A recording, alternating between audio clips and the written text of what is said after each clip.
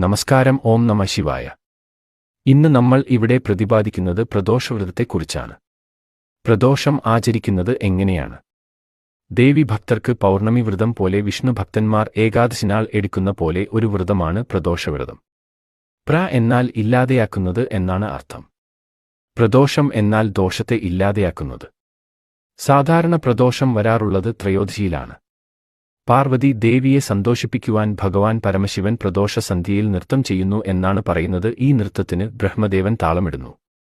ഭഗവാൻ വിഷ്ണു ചെണ്ട കൊട്ടുന്നു. സരസ്വതി ദേവി വീണ വായിക്കുന്നു. അപ്സരസുകൾ ശ്രുതിയിടുന്നു.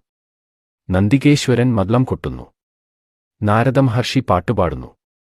ഇങ്ങനെ പ്രദോഷസന്ധ്യയിൽ സർവ്വദേവന്മാരും ശിവസവിധത്തിൽ ഒത്തുകൂടുന്നു എന്നാണ് വിശ്വാസം. അസ്തമയത്തിന് മുൻപും പിമ്പുമുള്ള 3.25 നാഴികയാണ് പ്രദോഷസന്ധ്യയായി നാം ആചരിക്കുന്നത്. ഒരു നാഴിക എന്ന് പറയുമ്പോൾ 24 മിനിറ്റ് ആണ്. സാധാരണ മറ്റു വ്രതങ്ങൾ എടുക്കുന്നതുപോലെ വ്രതം എടുക്കേണ്ടതാണ്. തലേദിവസം മുതൽ തന്നെ മത്സ്യമാംസാദികൾ ഒഴിവാക്കണം. തലേദിവസം ഒരു നേരം മാത്രമേ അരിയാഹാരം കഴിക്കാവൂ. വ്രതദിവസം ബ്രാഹ്മുഹൂർത്തത്തിൽ എഴുന്നേറ്റ് ശരീരശുദ്ധി വരുത്തി ക്ഷേത്രദർശനം നടത്തുക. പകൽ ജലപാനം പോലും ഉപേക്ഷിച്ച് നമഃ ശിവായ എന്ന മന്ത്രത്തോടും ഭഗവാൻ പരമേശ്വരന്റെ നാമങ്ങൾ ജപിച്ചും പകൽ കഴിഞ്ഞുകൂടുക. വൈകുന്നേരം പ്രദോഷാഭിഷേകവും ദീപാരാധനയും കഴിഞ്ഞ് ക്ഷേത്രത്തിൽ നിന്നും തീർത്ഥവും വാങ്ങി കഴിച്ചുവേണം വ്രതം അവസാനിപ്പിക്കാൻ.